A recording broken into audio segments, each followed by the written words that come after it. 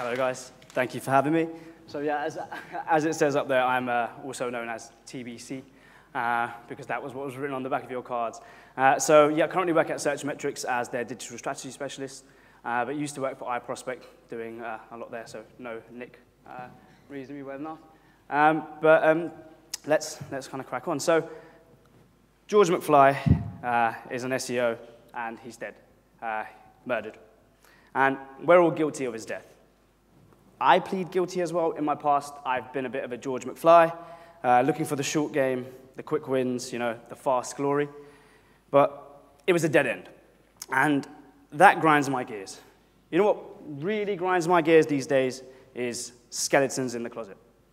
I think some people have loads of skeletons in their closet. Some skeletons are funny. Some skeletons look a bit like a shitty footer link for Expedia.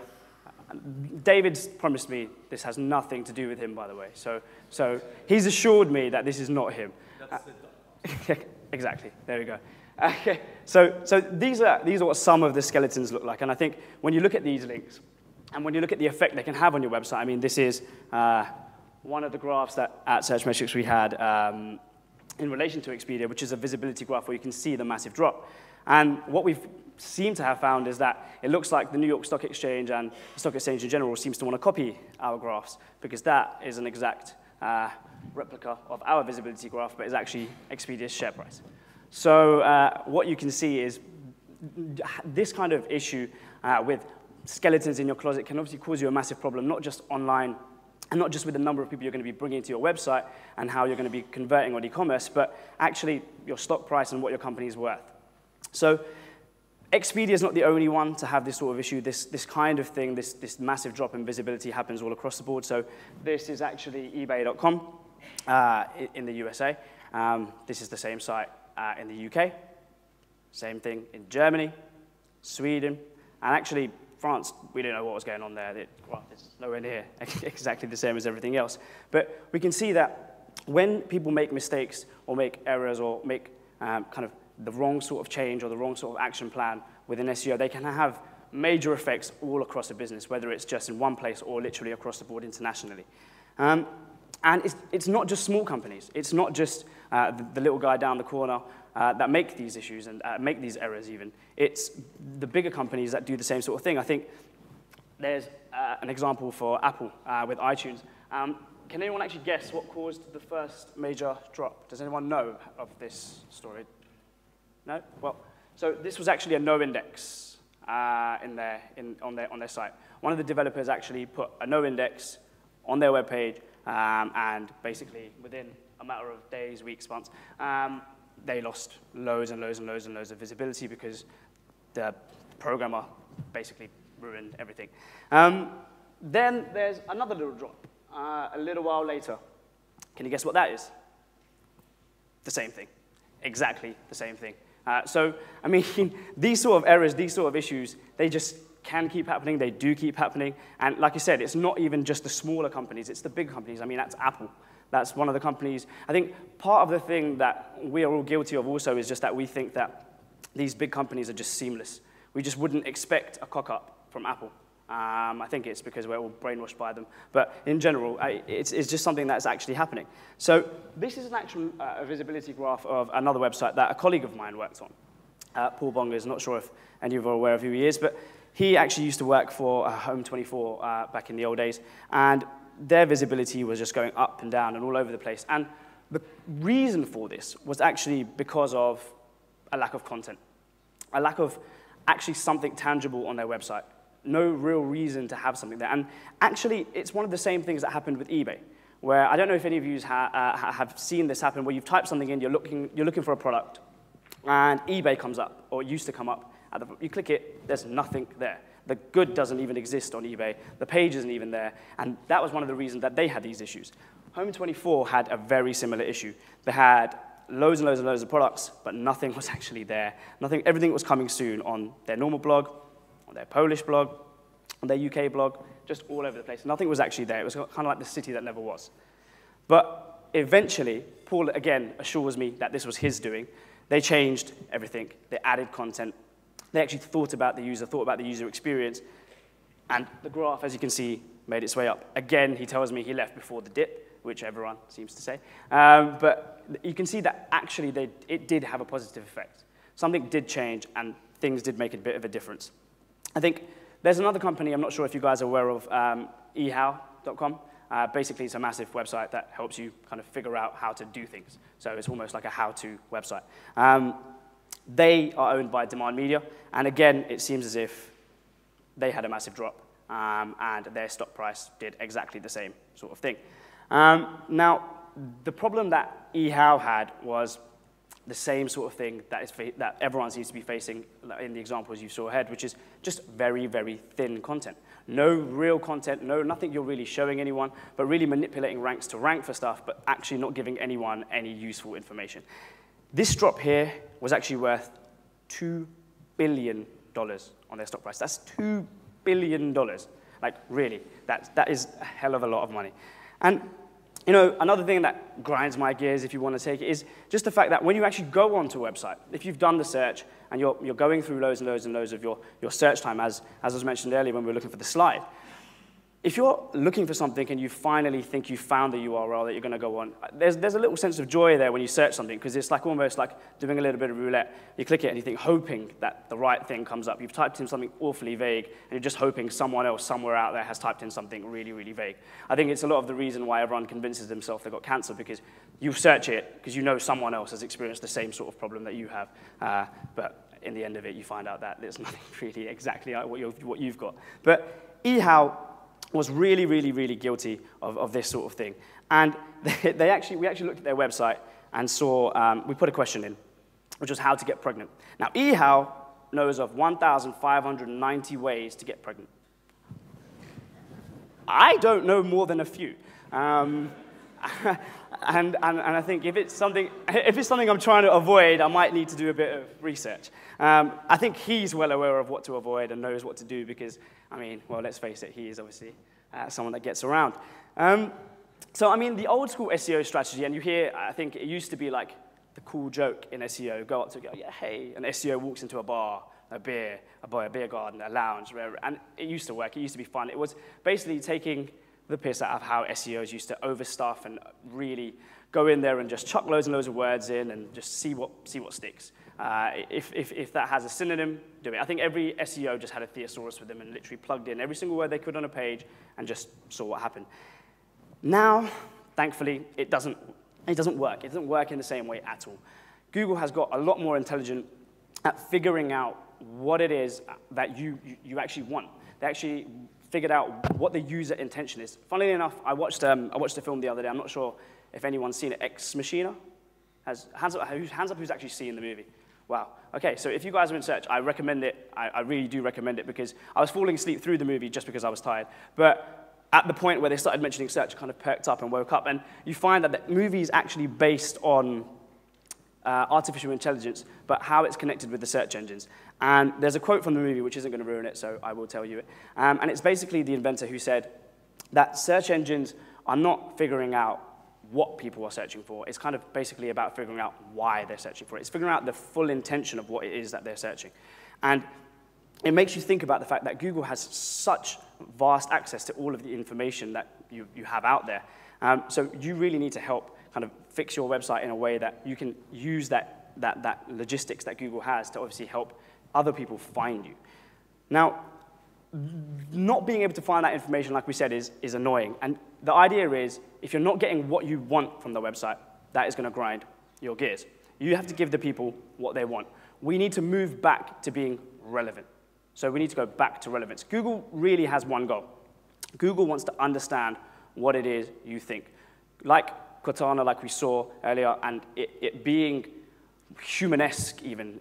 The idea of the fact that it knows what you're talking about. And I've had the problem with Siri loads where you say something and then you want to continue on talking about it, but it has no idea what you're talking about. It doesn't know what's going on. And Google wants to kind of go past that. Google wants to be a real boy.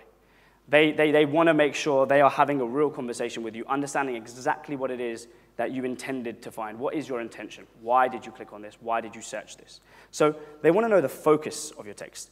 They want to figure out what's going on. Now, this is why they put out the Hummingbird update.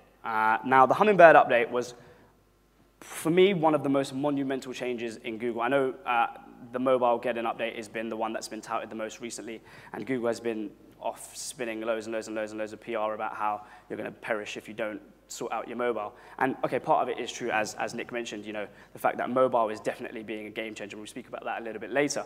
But Hummingbird, for me, was one of the real changes, because what it done was figure out exactly what someone was talking about, why they were searching it, and change the way they displayed SERPs. So if I give you an example, and I think we can all go back to the stages where you used to type something, where you type maybe blue shoes into Google, and you'd get a list of SERPs. Then it wouldn't, if it's not what you wanted, you type shoes blue and see if that works. You'd maybe type something else, but you're always fiddling around with the text and trying to figure out what the SERPs are. But Hummingbird decided to the Hummingbird update really changed the way Google looked at that, because it started to understand that if you're typing in shoes blue and blue shoes, you actually want a similar sort of thing. It even pushed beyond that into little colloquial changes. So if someone, I'm from the East End of London, you may notice by my non-professional accent, that if I'm searching for something, I may say something completely different to someone who's from the west side of London and has a lot more eloquence in themselves. But Google, the idea, or what they want to be doing, is actually serving us the same sort of result if we are trying to get the same sort of thing. So pre-Hummingbird, this is what a query looked like. You put a query into Google, you get loads and loads of different SERPs. Some are relevant, some are not, but they're all there. Post-Hummingbird, however, it looked a little bit like this. It was more focused, it was more relevant, it was precise, it was fast. The idea was that diversity decreases the competition in that sense. It's the idea that they wanted to be serving you something that was well and truly relevant. And at Searchmetrics, because we have access to loads and loads and loads of data, what we actually did was some tests.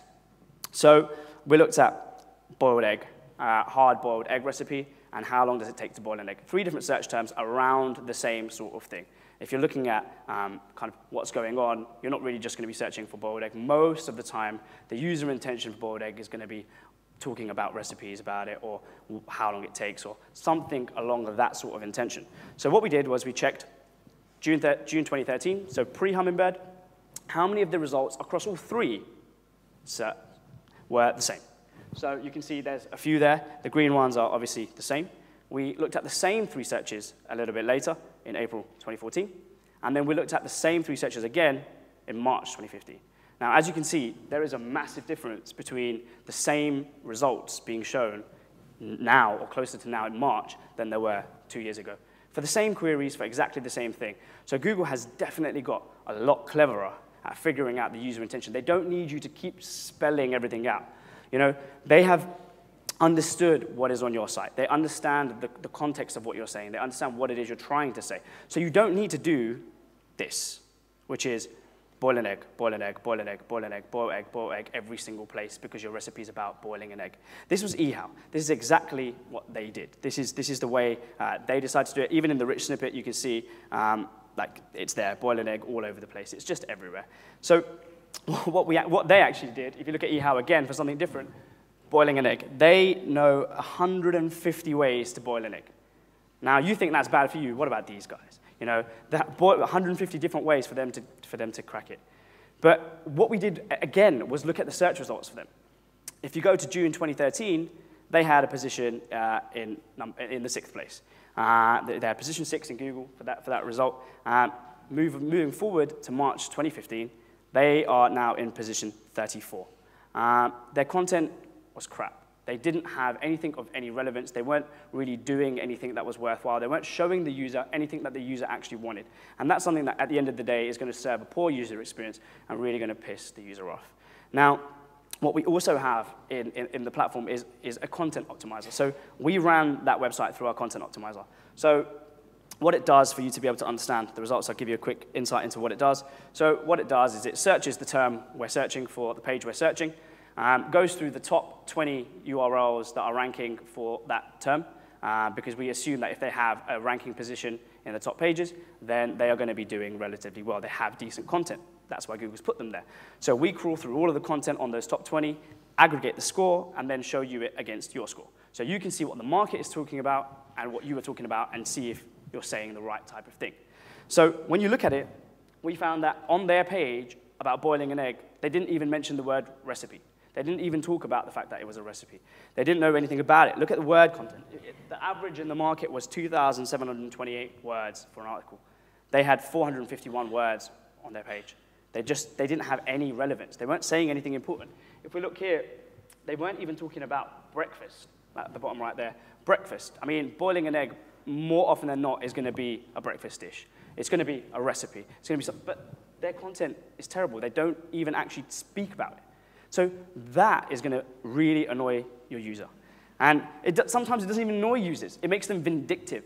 I mean, like we've seen with the bloggers that go nuts. I mean, everyone's had their heyday with talking to bloggers and buying links. I've had bloggers try and tell me that I needed to pay £5,000 for a little link on their website. And when you laugh them off, they come back down, all the way down to like $5. You know, it does happen. But they can get vindictive and start writing loads and loads of trash about you. But the idea is that if you do content well, and excuse me, if you do content properly and you do it well, you can actually, if you know your user's intention, then you can build the content all around what it is they're talking about. So an example of this done well is here. I think it's the kitchen.com, I believe. So they had a similar sort of article about how to boil an egg. And this is one of the ones that SEOs debate often, about lots of content or having a unique landing page for loads and loads of different intentions. I personally believe in definitely having different pages for differing intentions, but if those intentions are different. When you look at boiling an egg, you will see that around the topic of boiling an egg, you want to know how to boil it, how long it takes, how to get it right perfectly, any tips or tricks you have with it, different styles of boiling an egg. But all of those still go around boiling an egg, right? They don't need different pages. So here, what we actually saw was they did it really, really well and managed to get 464 position 1 rankings about boiling an egg. So we look around, and this is where on the page of their content, the actual content lies. So on their page, you can see on the right-hand side, you'll be seeing where all the different rankings have the information on the page. So although they're serving a long page and lots of information on the page, because the information is so relevant and it goes around the actual user intention and goes around the topic, you can see that they actually, well, destroyed every other website that was trying to rank for anything to do with that because, like I say, 464 different position 1 positions about that topic. I mean, you can safely say they dominate that topic. Although it is just boiling an egg, you know, they do it really, really well. So, I mean, when we move on, you can see their visibility chart, and you can see how their line differed massively from eHow for the same sort of thing. And you can see even there, all the different searches and SERPs that kind of showed for that being the same one. So one SERP showing, but 464 different search terms around that SERP ranking for it. And I think that kind of moves me on to talking about the whole idea of intention. I mean, have you ever come to a place where you go to a restaurant and, you know, they have everything? It's like you go there and you ask them what's good, and the guy's like reeling off every little thing that's good. I mean, that's not what you asked. That's not what you want. You didn't want to know that they make everything under the sun. You don't want to go somewhere that's a jack of all trades and master of nothing. Because that's not the idea. That's not what we want. What we'd prefer to have is something that looks a little bit like this. You know that's an Italian restaurant. You go there, and you know he's suggesting the things that you actually want to eat, something relevant. And that's all about user intention and figuring out where that user is in their search cycle. I mean, you've heard all over the place today about the consumer funnel and capturing people at the top, at the middle, at the bottom, and obviously the end. But here what you can see is the different type of things that move around when you're looking at intention. So you've got, I mean, at the bottom here, you've got vegan, you've got Asian, you've got pizza. And the reason there's so many different things that are spouting from it is because there's a lot of different intentions. I mean, when people are searching fast food, I mean, that's all the top bit there. You've got Italian all in the middle. And even then, when you move and you focus on Italian, right, we go in there and we can see the different things that they have. They have pasta, they have desserts, they have antipasti. They have everything there. But even from those, we can move on and think about the different types of content we can put around the same intention. So we've got the main dishes, we're going to pizza and pasta. Of the pizza and pasta, there's loads of different types of pizza and pasta. You can go in, I don't know if you've ever been to Vapiano's, but you get a whole lesson on all the pasta and pizzas you have. But you can see that even just that one topic, pizza, pasta, has all those different connotations, all those different things. It's like when someone searches for iPhone. they may not necessarily want to buy an iPhone. They may be researching about an iPhone. I mean, when my mum's searching for an iPhone, she's searching something completely different to when I'm searching for an iPhone.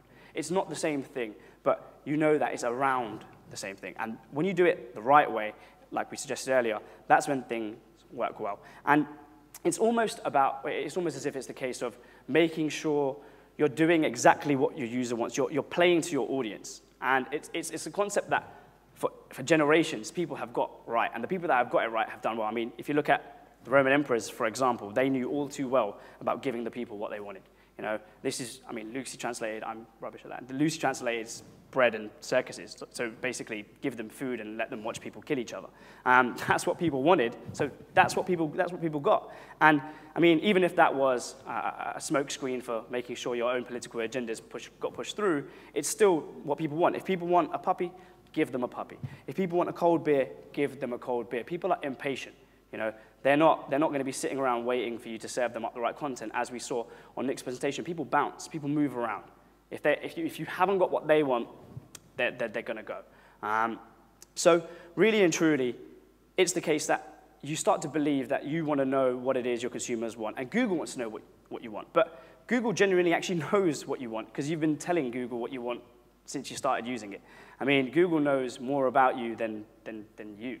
And that's the thing. I mean, you think, I remember a story about someone, I can't remember it very well, but it was basically a story about a father who's gone into a store where his daughter's been contacted about kind of like getting the pill or contraception.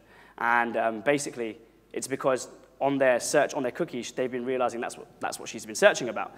Dad's gone in there fuming, and only afterwards it's turned out that actually she's pregnant, and that's why she's searching for all of this stuff and worrying about how it's happened. But the idea is that the company who's been mining the data knew about it before her own parents knew about it. And that's because Google has so much information on you. So the idea is that you want to make sure you're using a clear intention. If there is a user intention, make sure you build around it. Make sure you're thinking about what it is the user wants. For me, I feel like the case is really, really simple. I think if you put yourself in your consumer's shoes, like we saw with the fellas in the high heels, it really is as simple as that. Do you want to be clicking stuff and it giving you the wrong thing? No. If you want to search about a topic, would you like to have other topics very, very, very closely related to it shown to you? Probably yes. So the idea is you need to make sure you have great content. On top of that, and aside with that, obviously you need to be following guys like this, who I went to, this is Bastian Grimm, I went to see one of his presentations, and he's a technical genius of sorts. I mean, like, you need people like that within your organization, some people that have got the tech side down. You know, obviously, it's not just going to be about content, although I know the SEO world is harping on about content is king, and content is definitely something that is a high priority. But one of, there you go, I was listening. But the idea is that, you know, you need to marry those things. You need to put all of the different things together. The idea is that you want to make sure you also have a great user experience, because if you don't, like you say, it's going to grind your gears. Can you imagine going into Sainsbury's, Tesco's, and you're having to get through that? You wouldn't put up with it in real life. You wouldn't walk through a supermarket and have to walk around all the crap to find what you want. In fact, supermarkets know all about you more than you think they do too. I mean, aside from the fact that they're tracking your spend and sending you club card information, but it's the case that they position items for you to take it. Like, I'm an impulse buyer, and I always get conned by the stuff right near in the queue. And that stuff's placed there for idiots like me, because they know that I will pick something up and just pay for it because it's in front of me. So it's all designed in that way, and that's because they have optimized for their consumers. They understand that. I mean, they're not going to leave a store like this because that's going to really annoy you. I mean, it's when you go into a store and you ask for Coke and they give you Pepsi. And you're like, what is Pepsi going to do? Yeah, is Monopoly money going to do? You know, it's not the same. It's not what you wanted. It might be a close substitute, but it's not what you wanted. And you need to start thinking, because that really grinds your gears, okay? Another thing that really links onto that, and it's kind of what Nick was talking about, is mobile. I mean, I'm not going to go mad heavy into mobile, but everyone knows that mobile is the future. Everyone knows that is the case because, like Nick said, everyone has a mobile device. Everyone uses their phone over and over and over again all throughout the day. I think you end up looking at it more than I had an iPhone 6 Plus that was smashed to absolute oblivion. It was really, really destroyed yesterday. And I've had the insurance bag to send it away for about 4 weeks in my room, but I haven't gone and given it away just because I didn't want to give it away. But you know, that kind of thing is not just me, I hope. I think loads of other people are like that. They're so attached to their phone that you need to start focusing on those type of people.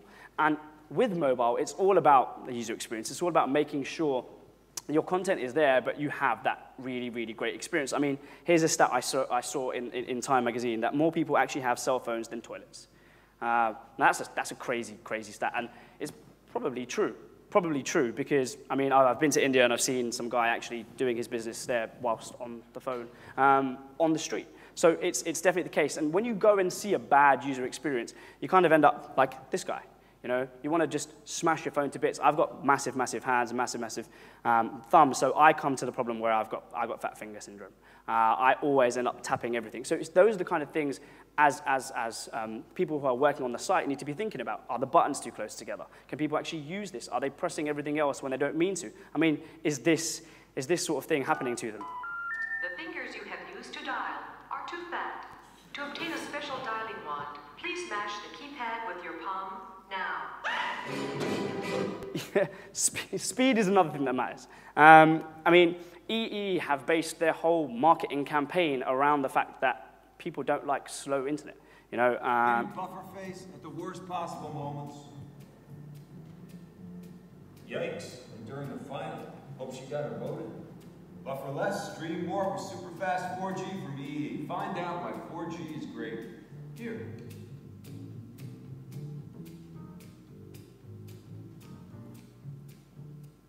So you can see if a company like EE is basing their whole marketing campaign around something like that, it definitely has some clout. It definitely is the point. And I'm just going to show you guys a stat about mobile, and it's a stat I got from the Aberdeen group. So you can question them if you want to kind of read up on it. But a 1 second delay in page load time equals 11% fewer page views, which means 16% decrease in customer satisfaction, which leads to a 7% loss in conversions. 7% loss in conversions. Now, there was another slide which basically then calculated what that meant in monetary terms. And what that was if you were earning £10,000 a day, that equaled a loss of £250,000 in a year, just because of that 1 second delay in page load times. And that's obviously monumental. So you want to be doing things like this. You want to be using crawlers. I mean, we've got one, loads of people have them, where you're looking at the mobile side of things, using the mobile user agent to figure out exactly what's going on and really going into fixing that sort of thing. And it's really all dependent on you guys, because everything that we look at is kind of done by you guys, the big brands, the agencies. And you want to get to a stage where everything is uniform, you know, the user experience is brilliant, there's a clear pathway, and at the end of the day, you're going to help impress Google.